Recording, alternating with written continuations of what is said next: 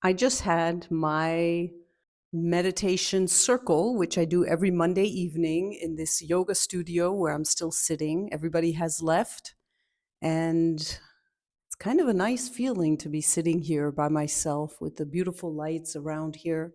Hello, my name is Michèle, and since I'm in my post meditation mode, which is very calming, I figured I'd talk a little bit about what we did tonight.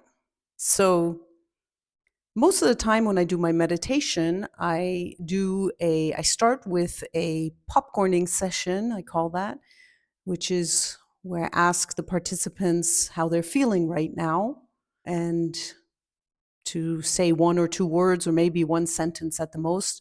This already is a bit of a challenge because most people like to talk about how their day was.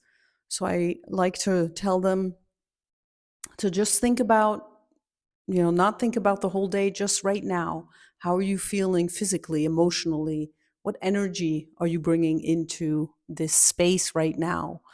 And we go in a circle, and each person says how they feel. And then I usually bring a topic I want to talk about. I usually have a couple of bullet points on a piece of paper, and it can be all different types of topics. It can be just talking about awareness, which is what I did today, or I can bring in a story, or want to talk maybe about a meditation teacher, or just a topic, any topic that has to do with mindfulness or meditation.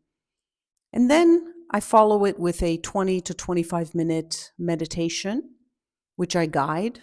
Today I actually did 30 minutes. The last 10 minutes were silent, which for some people really like silence, and other people, I would say most people, don't don't like the silence because that's where they notice their thoughts. That's when the thoughts become super active.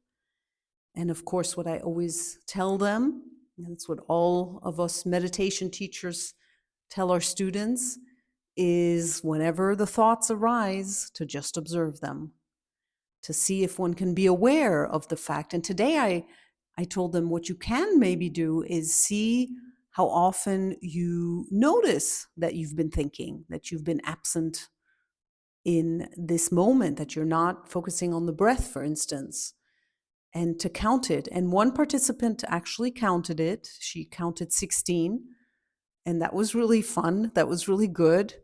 So we talked about that because afterwards, what I like to do is open it up to a sharing session. So whoever wants to share, they don't have to. But if they would like to share a little bit how the meditation was, or if they have a question. And I've been doing this for, oh gosh, I would say I've been doing this for about 2 years now here in this yoga studio. And I have a very regular group. It's not a very big group, but it's a regular group. And at the beginning, I was trying to figure out, what direction do I want to go? How do I want to do this? Do I just want to come in and start the meditation and then that's it? We walk out. But because I'm a bit of a communicator and I love, sharing, and I also, because I feel that there's not enough of that happening in the world. We watch videos, we watch social media, we write our comments and things like that, but even when we get together, most people talk about soccer, or talk about sports, talk about, gossiping, or, I mean, I don't want to be completely, saying that everything people talk about is negative, but not that many people talk about what's going on, how they're feeling, how present are they feeling. And what I notice is that this is my style. This is who I am. And so I've slowly brought that into this circle. And I see that people really like it.